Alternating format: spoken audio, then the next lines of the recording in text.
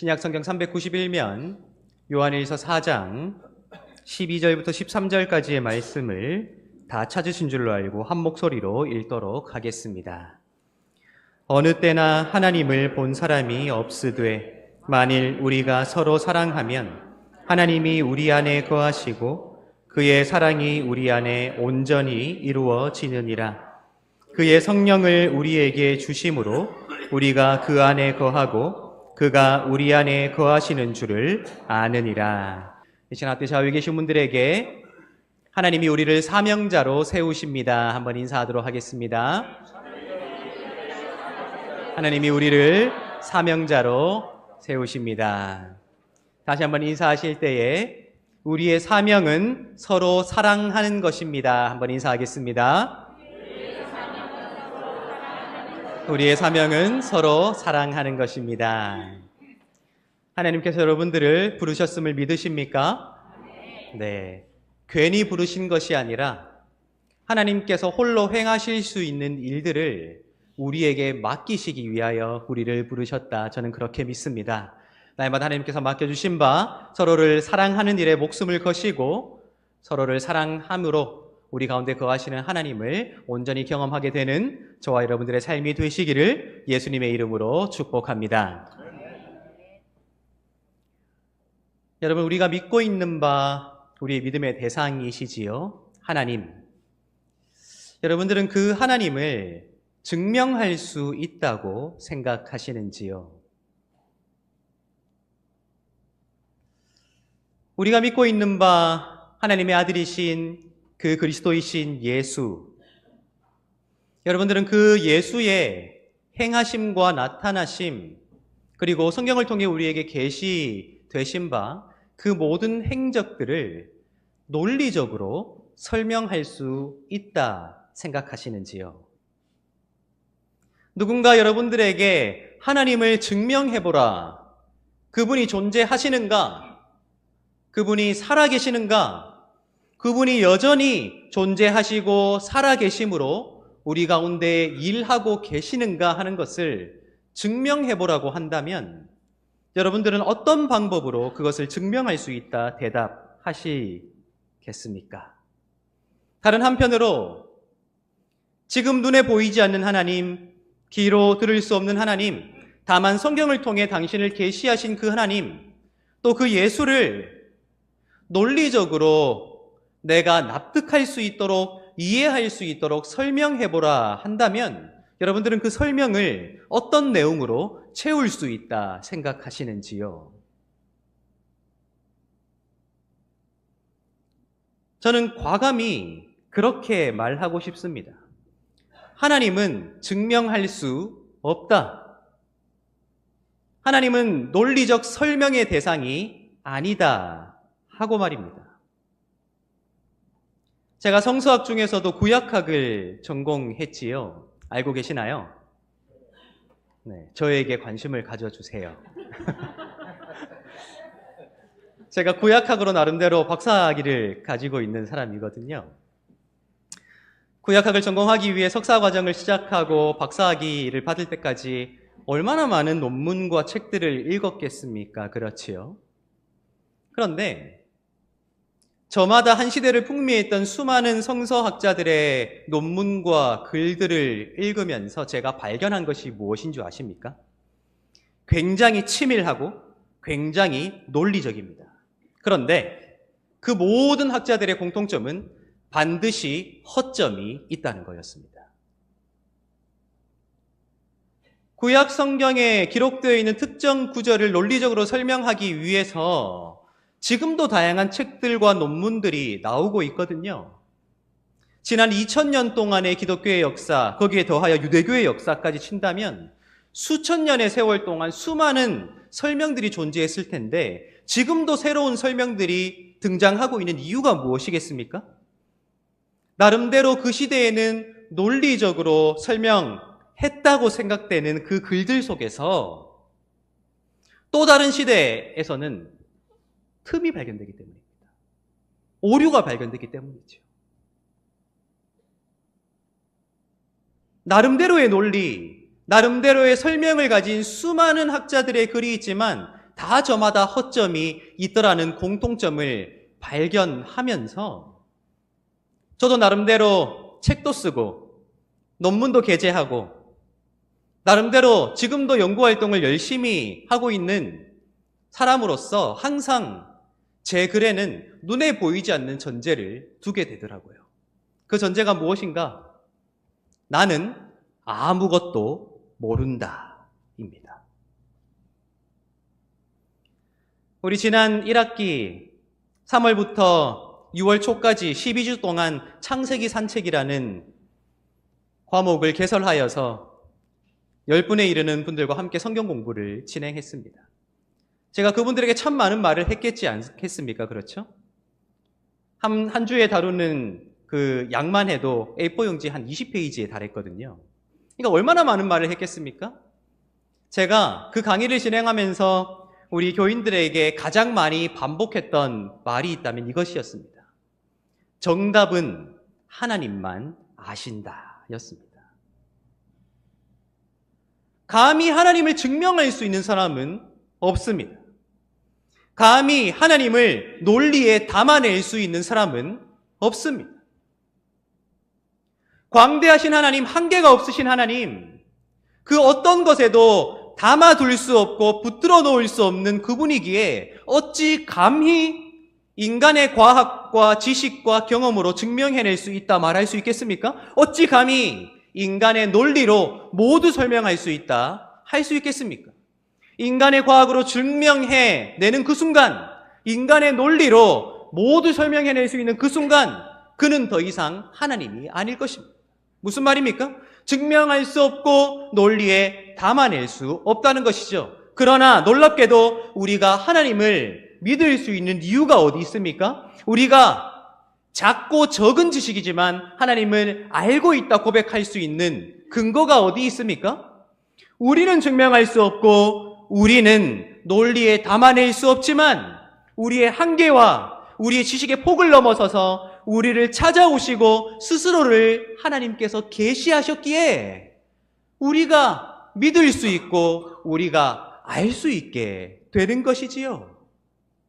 하나님 당신께서 그 모든 한계를 허무시고 찾아오셨기에 우리가 믿을 수 있는 것 아니겠습니까? 여러분 생각해 보십시오. 여러분 언제부터 하나님을 믿기 시작하셨습니까? 하나님을 처음 믿었을 때 그 감격이 기억나세요? 여러분들의 선택이었습니까? 아니면 믿게 되던가요? 놀랍게도 성경은요, 그것이 우리 인간의 이성으로 노력으로 될 수 없는 일이기에 하나님의 은혜이자 하나님의 선물이라고 말하고 있지요. 성령으로 인하여 우리가 믿게 되는 사건, 내가 믿었다, 내가 선택했다, 내가 알았다가 아니라 하나님께서 믿게 해 주셨다, 하나님께서 믿음을 주셨다, 하나님께서 알게 하셨다는 철저히 하나님께 속한 것이 믿음이자 하나님에 대한 알미기에 우리는 어쩌면 증명해낼 수 없는 것, 우리는 어쩌면 논리에 담아낼 수 없는 것을 놀라운 선물로 받은 자라는 정체성을 가지고 이 땅을 살아가고 있다 하는 것입니다. 그럼에도 불구하고 오늘 이 시대, 우리 시대를 탈종교화 시대라고 부르고 있습니다. 무슨 의미입니까? 전통적으로 익숙했던 사람의 말과 생각을 채우고 있었던 종교 전통으로부터 자유하고자 하는 움직임을 일컫는 말이 탈종교화 현상입니다. 더 이상 종교적인 것에 얽매이지 않겠다. 더 이상 과학의 시대를 살아가기에 과학적으로 증명해낼 수 없고 논리적으로 설명할 수 없는 그것을 믿지 않겠다. 눈으로 보이는 것, 귀로 들리는 것, 손으로 만져지는 것, 그것만 우리는 인정하고 믿겠다는 사조가 굉장히 강해지고 있다. 그래서 참 많은 교회들이, 참 많은 그리스도인들이 두려워하고 걱정하지요. 우리의 믿음의 현실이 그렇게 녹록하지 않다는 것을 알기 때문에 탈종교화의 현상이 가속되면 가속될수록 우리 자녀들에게 믿음을 전수하는 것이 힘들다는 것을 알기 때문에 우리는 걱정하며 살아가게 된다는 것입니다. 여러분 걱정되세요? 과연 내가 믿는 그 하나님을 내 자녀들도 믿을 수 있을까? 놀랍게도요, 그 걱정과 고민이 우리만의 걱정과 고민이 아니라는 거예요. 시편 42편을 한번 펴보시기 바랍니다, 여러분.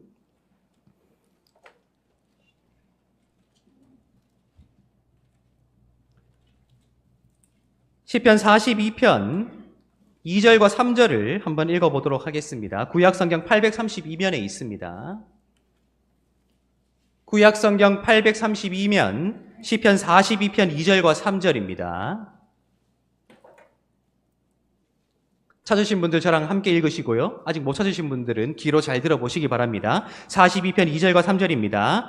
내 영혼이 하나님 곧 살아계시는 하나님을 갈망하나니 내가 어느 때에 나아가서 하나님의 얼굴을 배울까?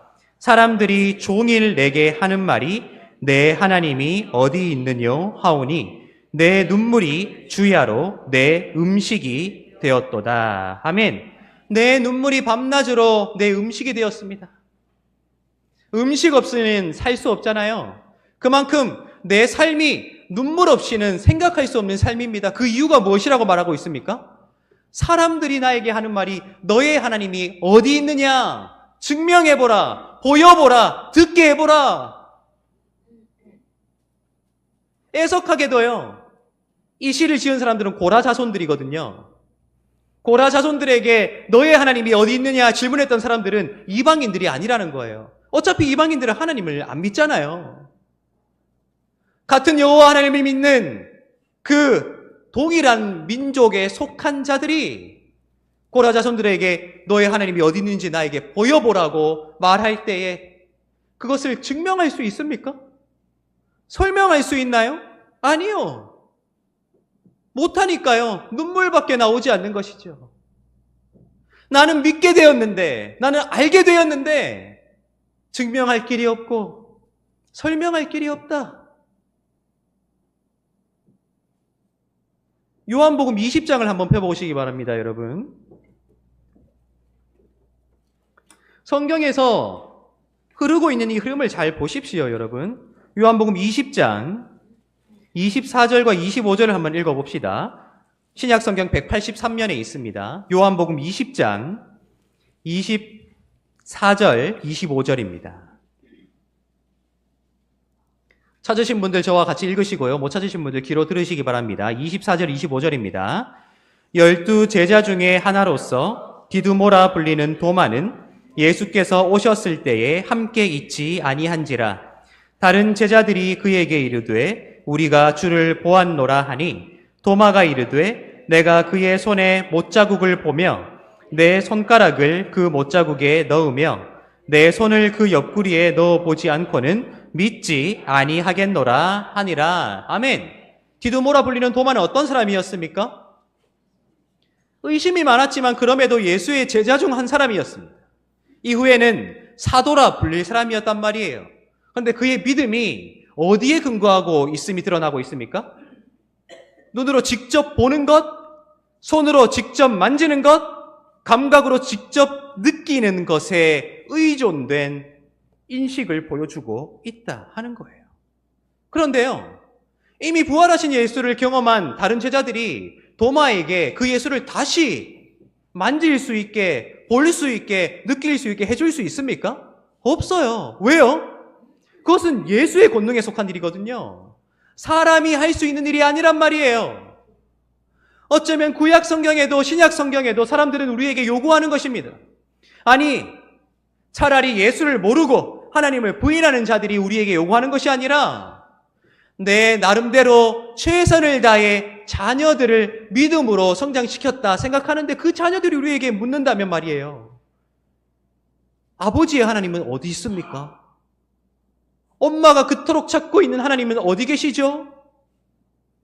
실족하여 상처받은 우리 교우들이 그토록 목 놓아 부르고 있는 그 예수가 어디 있냐고, 나는 보지 않고는, 만져보지 않고는 이제는 못 믿겠다고 얘기한다면 우리가 어떻게 대답할 수 있겠느냐는 거예요. 주님 승천하셨지만 잠시만 내려와 보세요. 지금 사람들이 찾잖아요. 보여주세요. 오냐 내가 내려가마. 그러면 좋겠습니다. 그럴 수 없잖아요. 어떻게 하겠느냐 말이에요. 놀랍게도 우리가 가진 성경은 하나님은 증명의 대상이 아니다. 하나님은 논리적 설명의 대상이 아니다. 따라서 우리에게 요구하는 사람들에게 우리는 증명해낼 수 없고 논리적으로 설명할 수 없지만 하나님께서 우리에게 맡겨주신 놀라운 방법이 있노라 말하고 있다는 거예요. 그것은 증명하는 것이 아니라 설명하는 것이 아니라 경험하게 해주는 것이다 하는 것입니다. 그리고 그 하나님을 경험하게 할 수 있는 방법이 무엇인 줄 아세요? 다시 요한일서 4장으로 돌아가 보시기 바랍니다. 요한일서 4장 12절 다시 한번 읽어보도록 하겠습니다. 요한일서 4장 12절입니다. 함께 읽겠습니다. 어느 때나 하나님을 본 사람이 없으되 만일 우리가 서로 사랑하면 하나님이 우리 안에 거하시고 그의 사랑이 우리 안에 온전히 이루어지느니라. 아멘. 어떤 말로 12절이 시작하고 있습니까? 어느 때나 하나님을 본 사람이 없다. 왜요? 증명해낼 수 없고 설명해낼 수 없기 때문에. 그리고 하나님을 보면요 어떻게 되죠? 죽으니까요. 그러니까 사실은 보여주고 싶어도 보여줄 수 없는 거예요. 증명의 대상도 아니다. 설명의 대상도 아니다. 그렇기에 어느 때나 하나님을 본 사람이 없다는 말이 진리인 것이죠. 그런데 놀랍게도 그 보는 것을 넘어서서 하나님이 우리 안에 머무르도록 할 수 있다라고 말하고 있죠. 무슨 방법이래요? 서로 사랑하는 것을 통해서 말입니다. 여러분 이것은 굉장히 중요한 도전입니다. 스데반이, 바울이 자신을 힐난하고 비판하며 죽이려고 하는 사람들에 둘러싸여서 무엇을 선포한 줄 아세요? 만유를 지으신 하나님께서는 손으로 지은 곳에 갇혀 계시지 않는다. 믿으세요? 왜요? 하나님은 온 우주에 충만하신 분이시거든요. 그런데 오늘 우리가 읽은 요한일서 4장 말씀에는 하나님께서 어딘가 안에 계신다라고 하지요.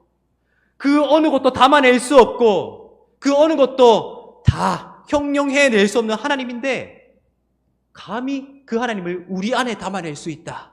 어떤 방식으로요? 사랑하는 것을 통하여. 우리가 서로 사랑하면 그분께서 우리 안에 거하시고 그의 사랑이 온전히 이루어지게 된다 하는 것입니다. 우리가 여기서 굉장히 중요하게 살펴봐야 될 것이 있습니다. 하나님께서 우리 안에 거하시며 그의 사랑이 우리 안에 온전히 이루어지게 될 때에 우리가 서로 사랑하게 될 것이라는 순서를 가지지 않는다는 거예요. 어떤 순서를 가지고 있습니까? 우리가 먼저 서로 사랑할 때에 그분이 우리 안에 거하시고 그의 사랑이 온전히 이루어지게 된다 하는 것입니다.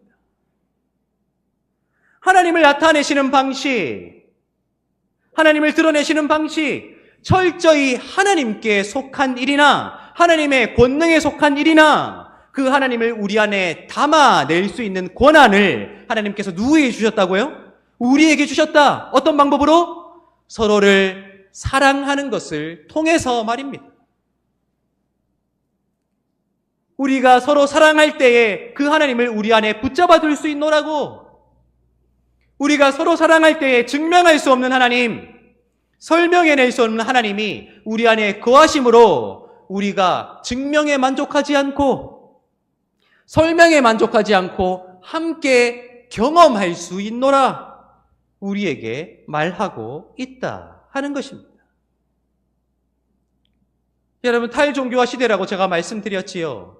점점 사람들이 종교의 권위로부터 멀어지려고 하고요. 점점 사람들이 종교가 필요 없다. 이제 더 이상 전통적인 기독교의 신앙조차도 부인하는 시대를 우리가 살아가고 있습니다. 걱정되세요?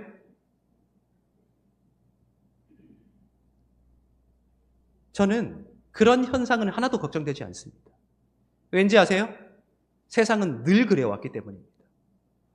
그런데 정말로 걱정되는 게 뭔지 아세요? 우리가 사랑하지 못하고 있다는 거.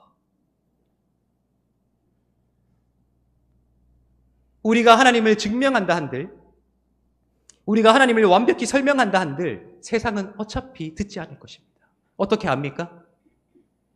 모든 사람의 눈앞에서 태어날 때부터 걷지 못한 자를 일으켰는데도 믿지 못한 사람들이 누구였습니까?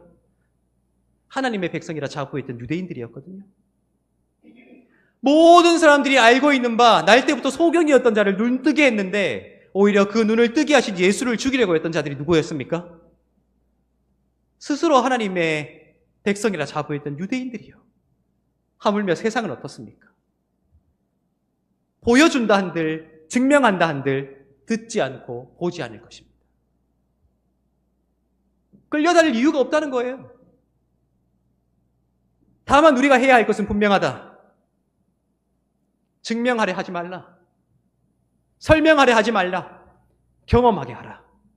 무엇으로요? 서로 사랑하는 것을 통해서 말입니다. 내가 세상을 살아가며 마지막으로 품어낼 수 있는 감정이 있다면 그 감정은 사랑이 되어야 해요. 내가 세상을 살아가며 만나게 되는 수많은 사람들에게 보여줄 수 있는 내 마지막 표정이 있다면 그것은 사랑 가득 담긴 표정이어야 해요. 누군가 나를 마지막으로 보고 헤어졌는데 내 표정 때문에, 내 말 때문에, 내 행동 때문에 상처를 안고 헤어져 버린다면 우리가 누구에게 하나님을 경험하게 할 수 있겠습니까? 내가 주님 앞에 서기 전 이 세상 가운데 마지막으로 품었던 감정이 미움과 다툼과 갈등과 의심이었다면 주님 앞에 부끄럽지 않겠어요, 여러분? 수많은 사람들이 여전히 건강하고 아름다운 교회를 찾기 위해 이리저리 교회를 옮겨 다닙니다. 왜 정착하지 못합니까? 설교가 부족해서요? 예배당이 그럴듯하지 못해서요? 조직이 그럴듯하지 못해서요? 돈이 없어서요? 아니에요. 하나님을 경험하지 못하기 때문이에요. 그 어느 때보다 박사 출신의 목사들이 많잖아요. 그 어느 때보다 설명이 충만한 시대란 말이에요. 그게 중요한 게 아니라는 거예요. 세상에서 이리 찢기고 저리 찢기고 예배당에 나왔는데 교회에서도 찢겨야 한다면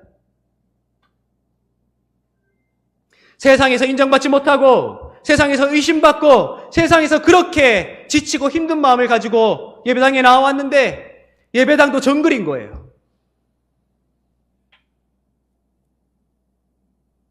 비극적이지 않습니까? 세상이 탈종교화 현상을 가속하고 있다. 전혀 두렵지 않습니다. 정말 두려운 것은 우리가 서로 사랑하지 못하고 있다는 것이 두려운 거죠. 서로 사랑한다는 말보다는 헐뜯는 말에 더 솔깃하게 되고요. 서로 믿어주고 서로 신뢰하고 서로 안아줄 수 있는 그런 행동보다는요. 서로 내치는 행동이 더 익숙한 거예요.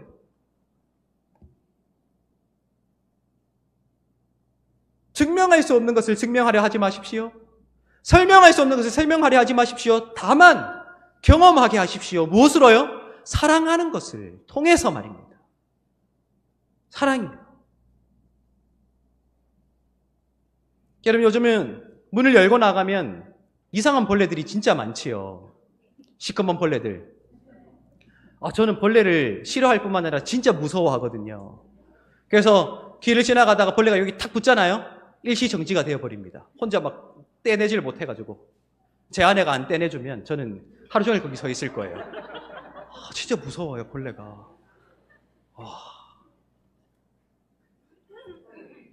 근데 이 벌레들이 외래종인데 꼭 2마리씩 붙어 다닙니다. 그렇죠? 굉장히 불편한 자세로 맞죠? 그래서 정식 학명은 모르겠으나 사람들이 러브버그라고 부릅니다. 그렇죠? 제가 얼마 전에 출근하려고 아침에 나왔는데 그 벌레 사체가 새까맣게 앉아 있어요. 오래 못 살더라고요. 그런데 그 벌레 사체 중에 다수가 붙어 있는 채 죽어 있는 걸 봤어요. 살아있을 때도 붙어 있었고요. 죽었을 때도 붙어 있는 거예요. 제가 진짜 벌레를 싫어하고 무서워하지만 그 벌레를 통해 큰 깨달음을 얻었습니다. 쟤네들은 사랑하다 죽었다. 그렇지요.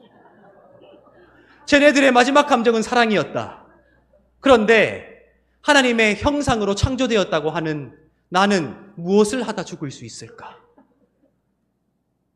내가 마지막으로 품게 될 감정은 무엇일까? 제가 싫어하고 무서워하는 그 벌레가 나보다 나을 수 있다는 생각을 하게 되더라고요.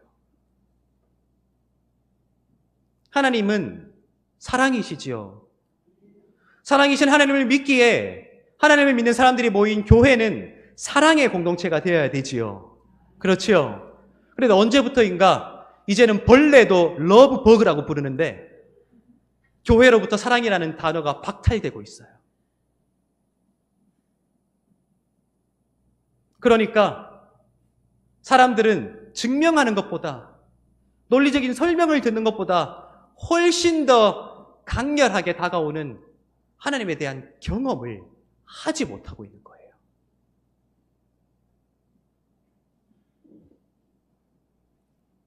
하나님이 우리를 사명자로 세우십니다. 그 사명은 서로를 사랑하는 것이 되어야 해요. 우리 앞뒤 좌우에 계신 분들이 다시 한번 인사할까요? 우리 사랑하다 죽읍시다. 인사하겠습니다. 우리 사랑하다가 죽읍시다. 정말로요. 우리 이 땅에서 내 마음에 품었던 마지막 감정이 사랑이었기에 눈을 뜨고 주님 앞에 서는 그 순간 주님 앞에 자신 있게 고백할 수 있으면 좋겠어요. 주님, 저 막 사랑하다 왔는데 왜 부르셨냐고. 더 사랑할 수 있었는데 이제는 주님만 사랑할게요.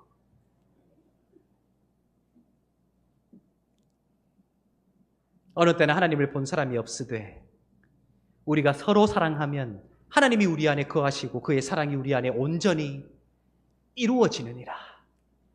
보는 것을 뛰어넘어 경험하게 되는 그 역사, 느끼게 되는 그 역사, 거부할 수 없는 그 역사, 하나님께서 그 역사 한가운데로 우리를 부르셨습니다. 날마다 사랑하고 신뢰하고 안아주고 서로를 세워줌으로 세상 모든 사람들을 그 경험으로 함께 초대할 수 있는 저와 여러분들의 삶이 될 수 있으면 좋겠습니다. 그러한 삶으로 하나님께 영광 돌리게 되시기를 예수님의 이름으로 축복합니다. 기도하겠습니다.